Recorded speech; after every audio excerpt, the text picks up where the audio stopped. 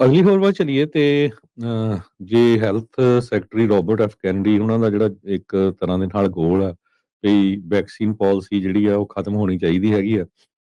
ਉਹਦੇ ਸੰਬੰਧ ਦੇ ਵਿੱਚ ਹੈਪੇਟਾਈਟਸ ਬੀ ਸ਼ਾਟਸ ਜਿਹੜੇ ਆ ਨਵੇਂ ਬੋਰਨ ਬੱਚੇ ਜਿਹੜੇ ਆ ਉਹਨਾਂ ਨੂੰ ਕਹਿੰਦੇ ਵੀ ਉਹ ਨਹੀਂ ਲੱਗਣਗੇ।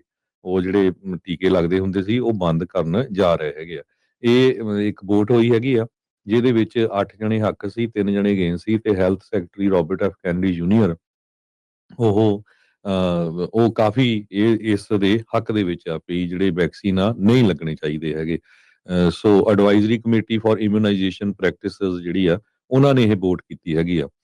ਕਹਿੰਦੇ ਵੀ ਜਿਹੜੀਆਂ ਬੀਬੀਆਂ ਦੇ ਟੈਸਟ ਨੈਗੇਟਿਵ ਆਉਂਦੇ ਹੈਗੇ ਆ ਵਾਇਰਸ ਦੇ ਤੇ ਉਹਨਾਂ ਦੇ ਜਿਹੜੇ ਬੱਚਿਆਂ ਦੇ ਜਿਹੜੇ ਚਾਈਲਡ ਜਿਹੜੇ ਬੱਚੇ ਹੈਗੇ ਉਹਨਾਂ ਦੇ ਕਿਸੇ ਤਰ੍ਹਾਂ ਦੇ ਵੈਕਸੀਨ ਨਹੀਂ ਲੱਗਣੇ ਚਾਹੀਦੇ ਹੈਗੇ।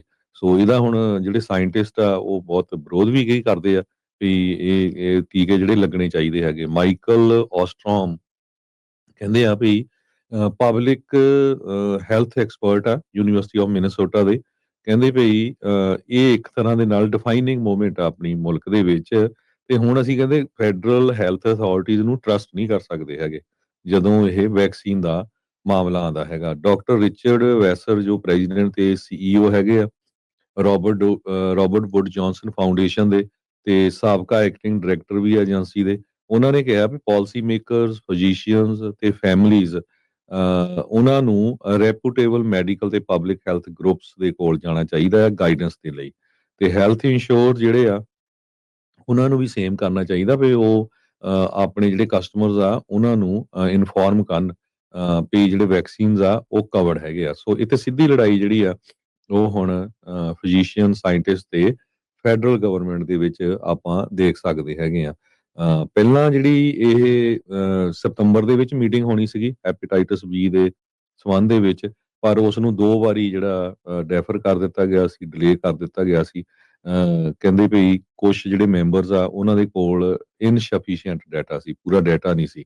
ਪਰ ਹੁਣ ਉਹ ਜਿਹੜਾ ਪੈਨਲ ਆ ਉਹਨਾਂ ਨੇ ਇਹ ਡਿਸੀਜਨ ਦੇ ਦਿੱਤਾ ਵੀ ਟੀਕੇ ਦੀ ਕੋਈ ਜ਼ਰੂਰਤ ਨਹੀਂ ਹੈਗੀ। ਡਾਕਟਰ ਕੋਡੀ ਮਿਜ਼ਨਰ ਇੱਕ ਪ੍ਰੋਫੈਸਰ ਹੈਗੇ ਆ ਪੀਡੀਆਟ੍ਰਿਕਸ ਐਟ ਡਰਮੌਥ ਗੀਜ਼ਲ ਸਕੂਲ ਆਫ ਮੈਡੀਸਨ ਦੇ। ਉਹ ਕਹਿੰਦੇ ਵੀ ਬੜੀ ਹੈਰਾਨੀ ਦੀ ਗੱਲ ਆ, ਮੈਂ ਡਾਕਟਰ ਆ, ਮੈਨੂੰ ਪਤਾ ਵੀ ਇਹ ਜਿਹੜੇ ਟੀਕੇ ਆ ਸੇਫ ਆ ਤੇ ਬਹੁਤ ਇਫੈਕਟਿਵ ਹੈਗੇ ਆ।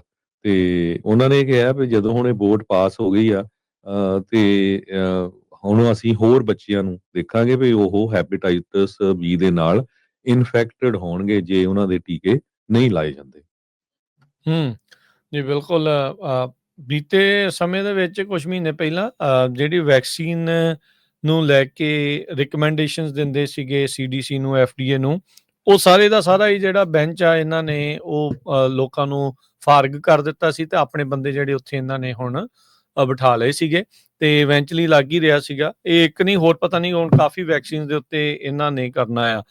ਕੈਲੀਫੋਰਨੀਆ ਦੇ ਵਿੱਚ ਜਾਂ ਹੋਰ ਸੂਬਿਆਂ 'ਚ ਰਹਿਣ ਵਾਲੇ ਜਿਹੜੇ ਲੋਕ ਆ ਉਹਨਾਂ ਨੂੰ ਫਿਰ ਵੀ ਕਈ ਜਿਹੜੀਆਂ ਹੁਣ ਫੈਡਰਲ ਲੈਵਲ ਦੇ ਉੱਤੇ ਜਿਹੜੀਆਂ ਵੈਕਸੀਨਸ ਨਹੀਂ ਲਾਉਣ ਦੀ ਜ਼ਰੂਰਤ ਹੋਊਗੀ, ਬਟ ਕੈਲੀਫੋਰਨੀਆ ਨੇ ਆਪਣੇ ਪਬਲਿਕ ਸਕੂਲਸ ਦੇ ਵਿੱਚ ਲੋਕਾਂ ਨੂੰ ਬੱਚਿਆਂ ਦੇ ਦਾਖਲੇ ਦੇ ਲਈ ਇਹਨਾਂ ਨੂੰ ਲਾਜ਼ਮੀ ਵੀ ਕੀਤਾ ਜਿਹੜਾ ਹੋ ਸਕਦਾ ਹੈ। ਸੋ ਮੇਕ ਸ਼ੋਰ ਕਰ ਲਿਓ ਵੀ ਤੁਸੀਂ ਵਿੱਚ ਵਿਚਾਲੇ ਜਿਹੜਾ ਉਹ ਨਾ ਫਸ ਜਿਓ। ਇੱਕ ਪਾਸੇ ਵੀ ਸਕੂਲ 'ਚ ਵੀ ਨਿਆਣੇ ਪਾਉਣੇ ਆ, ਉਹਦੇ ਕਰਕੇ ਤੁਹਾਨੂੰ ਜਿਹੜੀਆਂ ਕੁਝ ਵੈਕਸੀਨ ਲਵਾਉਣੀਆਂ ਵੀ ਪੈਣਗੀਆਂ ਤੇ ਜਿਹੜੇ ਫੈਡਰਲ ਲੈਵਲ ਦੇ ਉੱਤੇ ਉਹਨਾਂ ਨੂੰ ਜਿਹੜਾ ਉਹ ਨਾ ਵੀ ਜਿਹੜੀ ਉਹ ਹੋਊਗੀ ਵੀ ਉਹ ਜ਼ਰੂਰਤ ਨਹੀਂ ਹੈਗੀ। ਸੇਮ ਤਰੀਕੇ ਦੇ ਨਾਲ ਜਿੱਦਾਂ ਹਰਜੋਤ ਸਿੰਘ ਜੀ ਚਲੋ ਇਹ ਉਹ ਚੀਜ਼ ਦੋਨੋਂ ਵੱਖੋ ਵੱਖਰੀਆਂ ਆ, ਪਰ ਦੋਨਾਂ ਕੇਂਦਰ ਦਾ ਤੇ ਸਟੇਟ ਦਾ ਸਟਾਂਸ ਵੱਖਰਾ ਹੋ ਸਕਦਾ। ਜਿੱਦਾਂ ਮੈਰਿਜੂਆਨਾ ਦੇ ਉੱਤੇ ਆ, ਫੈਡਰਲ ਲੈਵਲ ਦੇ ਉੱਤੇ ਉਹ ਨਸ਼ੀਲਾ ਪਦਾਰਥ ਆ ਸਭ ਤੋਂ ਖਤਰਨਾਕ ਦੇ ਵਿੱਚੋਂ। ਕੈਲੀਫੋਰਨੀਆ ਤੇ ਹੋਰ ਜਿਹੜੇ ਮੈਨੂੰ ਲੱਗਦਾ 20 ਤੋਂ ਵੱਧ ਸੂਬੇ ਆ ਉਹ ਕਹਿੰਦੇ ਵੀ ਕੋਈ ਨਹੀਂ ਪੀ ਚਲੋ ਭੰਗ, ਚੱਕਰ ਹੀ ਕੋਈ ਨਹੀਂ ਆ।